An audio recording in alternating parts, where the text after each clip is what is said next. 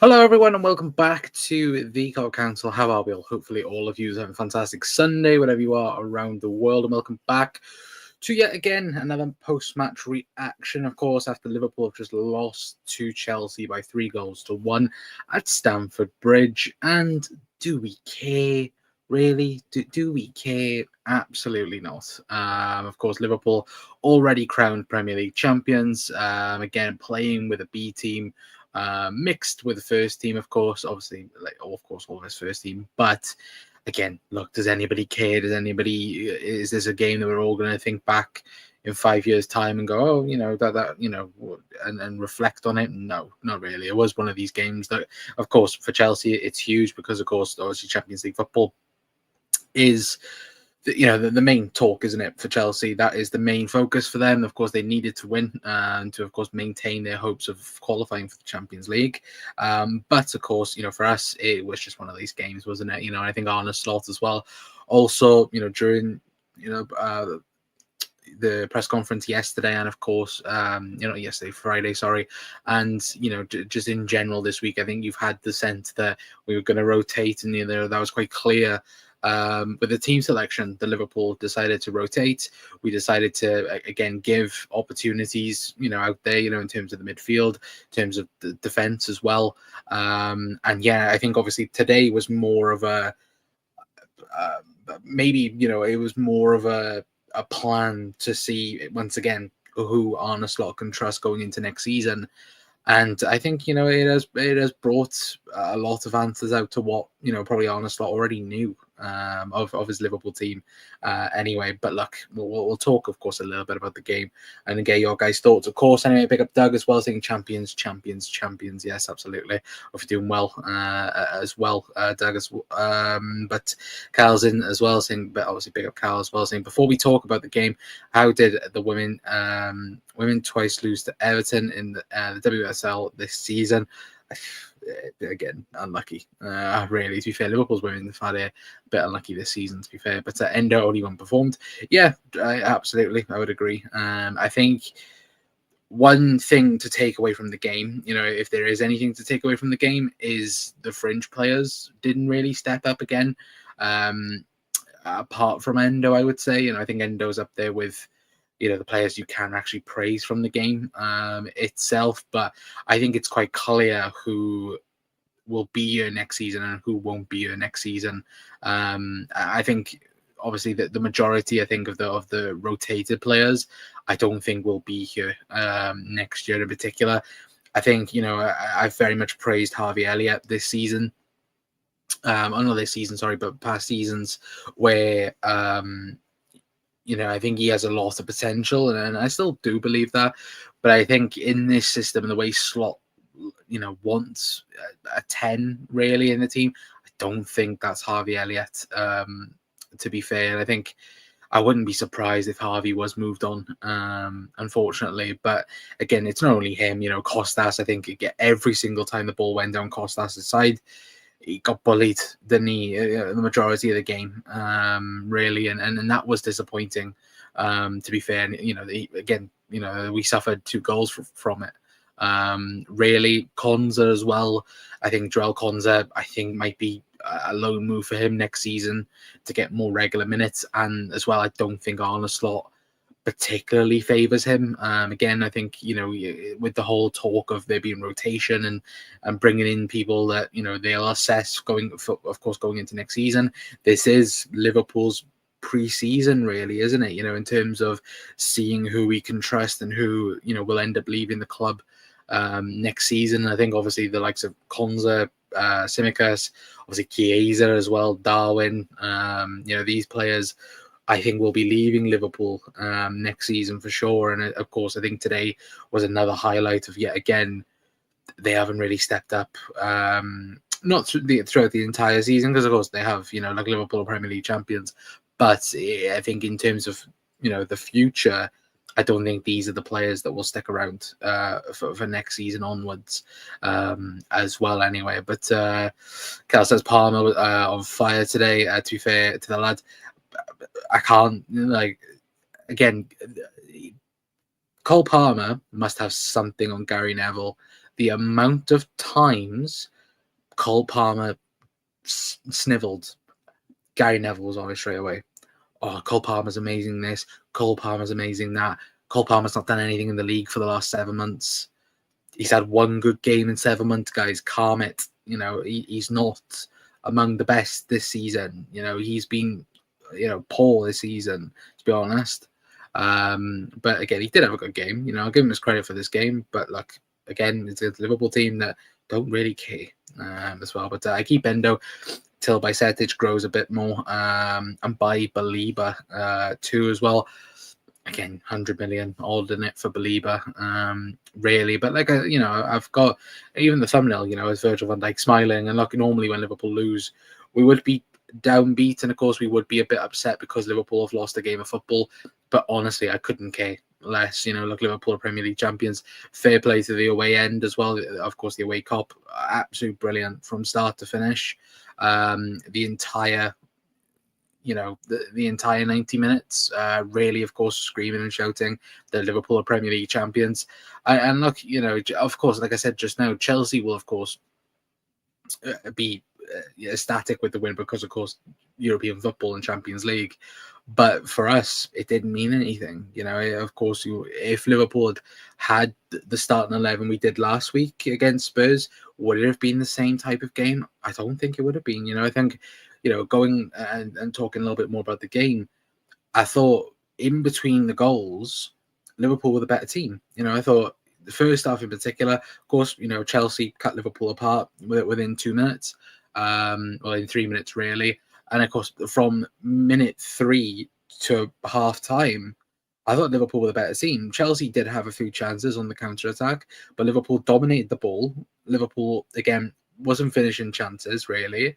And again, Liverpool were the more dominant team, from the goals. And then, of course, even the second half, Chelsea have a good 5 minutes spell. Liverpool, I think, then a better. And then Chelsea go on and score that. Well, I say Chelsea go on to score. Liverpool score the own goal to make it 2-0. And of course, obviously, the penalty towards the end. I'm not too asked about that. Look, it's poor from Gonza, really, isn't it? Let's be honest. And I think that's obviously the big takeaway to take from it is, again, individuals not stepping up to the plate. That is really the issue where we're going to have to look at next season, really. And I think that's, of course, the main talking point, I would say, taken away from this game, of course, because you take away things from every game. But I would say, in terms of the going into the future, I would say, of course, looking at certain individuals, again, I think it's time to move on, really. I think Costas is the one for me where, the last couple of games, of course, he's been given the opportunity. And I think really Arne Slot's been looking at him and seeing whether or not Liverpool could rely on Costas in some way. But I think next season, of course, it's going to be the left back, whoever we get, whether or not that's obviously Milos Kerkez or someone else that Liverpool believe is the guy to be the left backer for the future.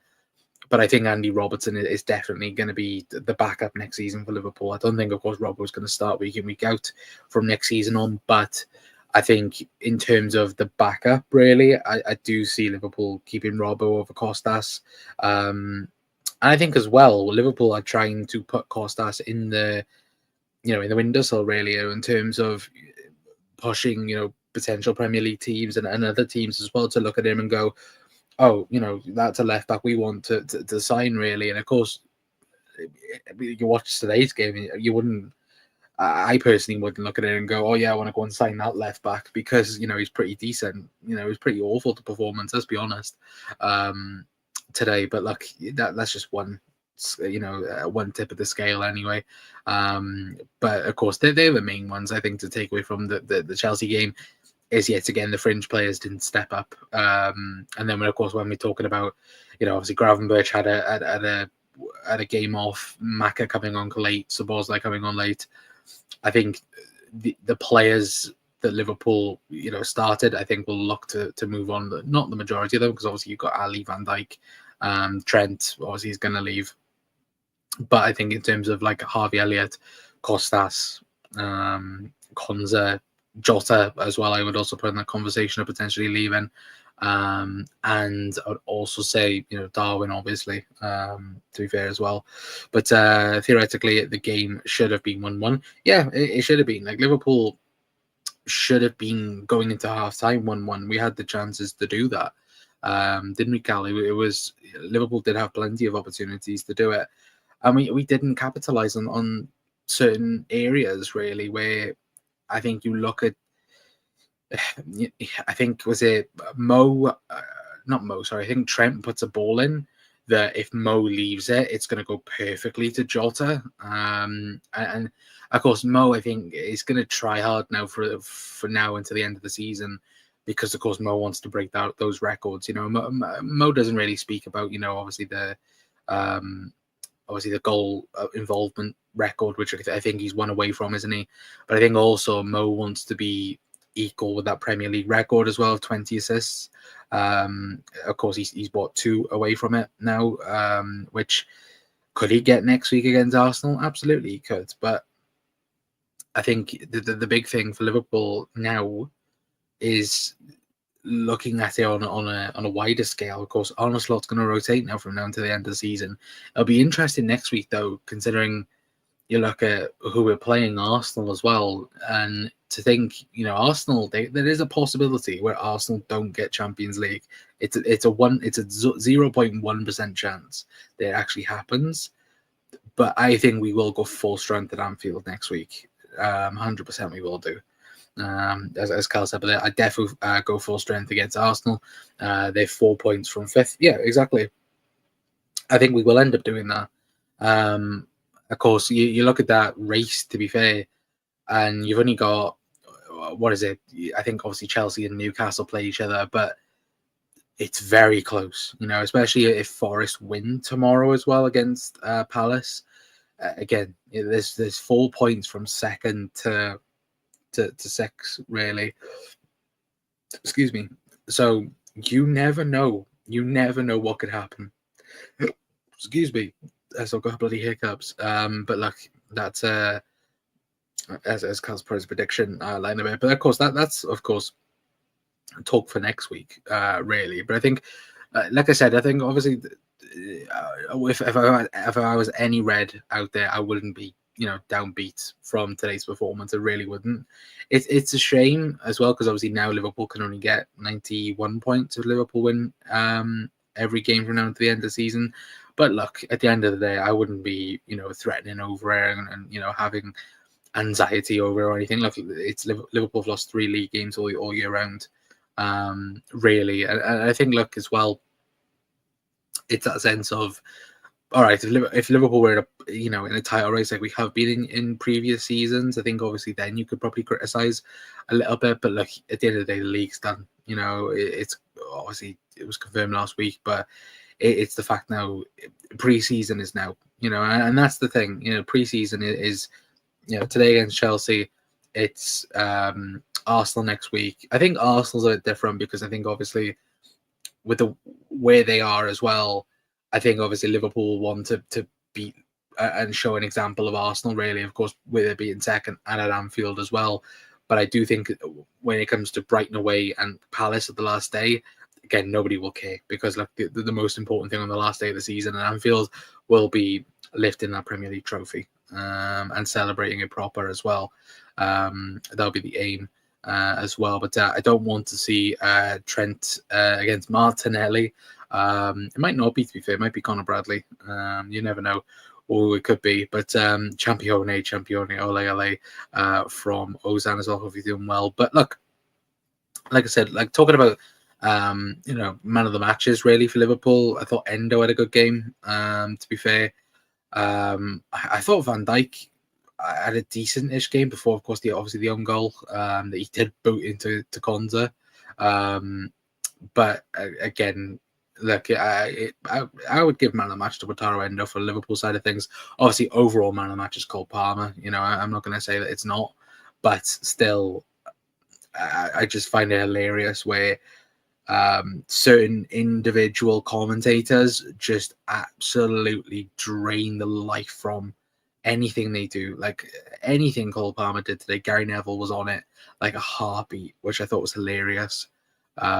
really. Which look, and obviously seeing the Chelsea reaction as well, it's kind of like, really, like you're fighting for top four. You're not fighting for a league title. Look, you might go on and win a European trophy in terms of the Europa League, but really, like. I don't know. I think that's what separates Liverpool and Chelsea. Really, it's just the mentality of it. Because I think if Liverpool was in that, if Liverpool were where Chelsea are right now, we would hate it. And then that's the mentality difference, really, of these players. Which, to be fair, was kind of funny as well when the away corp started singing at Lavia, you could have been champion. Like that was brilliant. But yeah, like that's just one thing anyway. But Olsen says, Yocon, I'm disappointed with all three homegrown lads today, Konza, Jones, and Elliot. Yeah, I agree. Jones wasn't great, let's be honest. I think Curtis Jones is a very good squad player to have. I don't think he's, your starter, really. I don't. There was times in that first half in particular where you kind of go, release the ball, and he didn't do it. And it's Curtis Jones. It's the same. Like Curtis Jones is a good footballer. He is, absolutely he is. But it's kind of like the same rinse repeat type thing of where I'll say this now, in a year's time, I'll say the same thing with Curtis Jones, which is disappointing, really, isn't it? Because I think Curtis Jones could be good. He could be amazing for Liverpool on a regular basis to be starting, but yeah, it's very disappointing. Harvey as well. I don't know whether or not if it's match fitness though. I think that's potentially a lot of it with some of the players. I think match fitness and match sharpness as well is also something there. But also it could just be the fact Liverpool won the league last week and Liverpool didn't take it really serious either. But yeah, I would agree 100%. Ozan English talent has been overrated in over a while, as well as Cal. Mo Salah was again anonymous. I hope it doesn't continue into next season. I wouldn't say he was anonymous. I just think he wasn't great. Like there was a few times in the second, the Darwin Núñez chance. Liverpool have a top class striker. That's an assist and a goal. You're like the dribble, the cross was perfect, and yeah. Darwin Núñez just did not finish it yet again.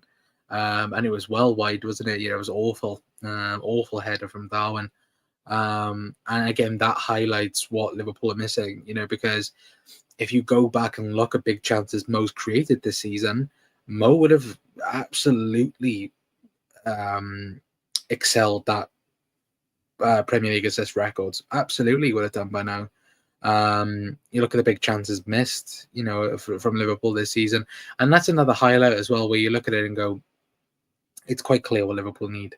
Liverpool need a striker to offload, to offload Mo, and offload his weight load, really, because look again today, yes, Virgil van Dijk scored, but realistically, it was unfortunate the fact that again Mo didn't have a chance to go on and obviously create that chance for Darwin, and Darwin didn't finish it, and that was a shame, really. But look, that's the massive thing for Liverpool in the summer is getting the striker and getting the right striker as well, because if we get it wrong again, it's not looking good. It's absolutely not looking good. Darwin looked like he was heading the ball away from goal instead of into the net. Yeah, absolutely. Like he was a centre back going for a header clearance. Yeah, exactly. But again, that's the annoying thing though, because I think Darwin Núñez, and I've said this for ages, I think Darwin does have the qualities to have to be a great striker, but it's up here. A lot of it is up here with Darwin, and yeah. That's never going to change, unfortunately. Anyway, but look, he may go somewhere else and be amazing, and that's the annoying thing with Darwin. He may go to La Liga or the Serie A, and he will be phenomenal. And yeah, something might just click one day. But yeah, for Liverpool, it'll never work. I don't think. It was a proper PlayStation game when you've got promoted on seasons and can't be asked to lose at the end as well. Well, that's the thing, like Liverpool we're on the beach, really, aren't we? And look, like I said earlier, it was, sorry, a must-win for Chelsea. Of course, it was. Like, of course, they've got Champions League to think about as well. Because even looking at it now, as I'm looking on screen on my phone right now, they've got you've got Arsenal, like I said, on 64 points, 67 points. Sorry, Manchester City was 64. Newcastle was 63. Chelsea was 63. Forest, if they were to win tomorrow against, I think they play tomorrow against Palace. Again, that's then 63. So, you look at that, 1 point separates or could separate 6 from third. So any team that drops off from now until the end of the season in those three, even four with Arsenal, Arsenal and City, again, you never know. Like next week, Arsenal got to come to Anfield and win. Like they've actually got to come to the Anfield and win. Which what an awful week that's going to be for Arsenal if they were to lose at Anfield. The fact that they will lose to Bournemouth, then they would go away to the Champions League in Paris, get knocked out of the Champions League, which I think they're going to do, and then they got to come away to Anfield and lose to Liverpool, and potentially lose second place for it. That would be pretty funny. I'm not gonna lie, it would be. But look, who knows? Anyway, but big up Zane as well, saying Wataru Endo was really good today. He was one-man midfield at times. Yeah, he was absolutely, and Endo again at times was excellent, wasn't he? And I think everybody wanted to see it. In terms of the guard of honor from Lavio and Saicedo, which I thought was hilarious. But look, of course, Endo. I don't want Liverpool to sell Endo personally. I think Endo, for what you need in a squad, he's perfect for. Really, but I think yet again, I don't think Slot thinks like that. I think Slot very much he wants a number 6 to rival Ryan Gravenberch really, and to be a player that can again maybe overtake Ryan Gravenberch in that 6, or of course offer competition. Which in honest Slot's train of thought, Wataru Endo's not really that guy. Of course, Endo is the guy to bring on when you're 2-1 up or 2-0 up, or again just seeing out a game of football. Really, but look, what a player. What a cult hero, I would say, for Wataru Endo. Anyway, but look, let me know your guys' thoughts down in the comments down below. Of course, I think look, at the end of the day, if it was back, when we lost to, when we've lost games this season, like being disappointed and being not upset, but of course, gutted with the result. This one, I'm genuinely not asked, and of course, that's because Liverpool have won the league title. That's because Liverpool are Premier League champions already. And look, it's a party now, isn't it? From now until the end of the season. And of course, the final party will be the last game of the season when everyone is at Anfield, of course. But Carl says we need the Minamino, Shaqiri, Origi bench players again. I don't think we need that, even though again great players for Liverpool. Like again, Taki in cup games, and obviously Shaqiri. And obviously Divock Origi, Divock Origi, was, match winners really, wasn't he, at times for Liverpool. But I think Liverpool need to kind of go into what City was, really. I think Liverpool need to have a team and bench that is competitive. Like what City had for years, like where it's unpredictable what we're going to do. Now, Arne Slot this season has stuck with the majority of the core 11, and let's say that of course was it Ali, Trent, Kanate, Van Dijk, Robbo, Grav, Maka, Szoboszlai, and then it most likely is Gakpo, Diaz, Salah, and he is stuck to that. He hasn't really adjusted from it. Now I think what Liverpool kind of need next year is an unpredictability of, we could put in a Shirky here, or we could put in a like I want Angelo Stella. You could put Stella in the 6, for example, and you could grab from other areas where this season, you kind of know already what the team's going to be, really, and kind of had these types of players around the first team. I would say, of course, because again, having a strong bench isn't bad. Of course, it isn't bad. But you look at the bench when everyone's fit. It's a good bench. Could it get better? Absolutely. Again, I think Liverpool bought Kirkez and Robbo going to the bench. Again, that's improving your bench.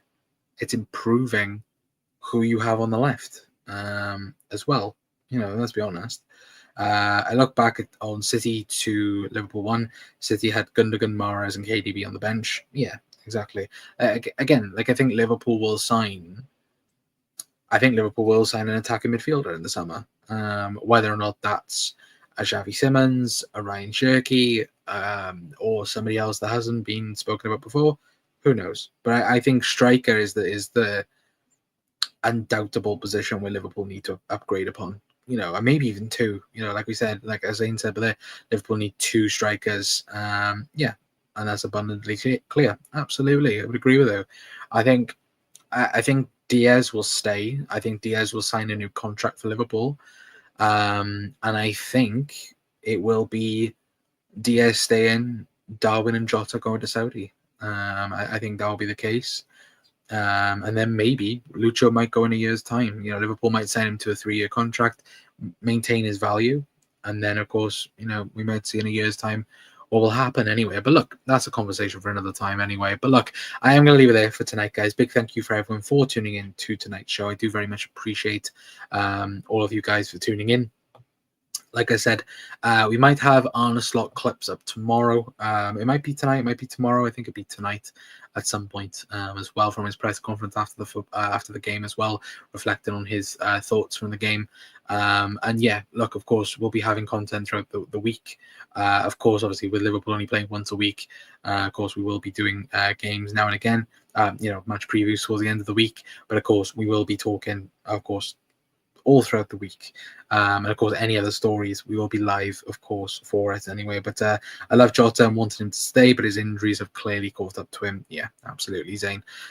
We have to beat Arsenal at Anfield Con. 100% agree. Ozan as well. But look, Chelsea win, but who cares? Liverpool are Premier League champions. And look, doesn't that sound amazing? Anyway, but look, if you are new around here, please do hit the like button, hit the subscribe button, and yeah, I'll see you guys later for another episode. I say it later. I'll see you guys tomorrow for another episode anyway. But I've been calling out from the Co Council. We'll see you guys later. Ta-ra.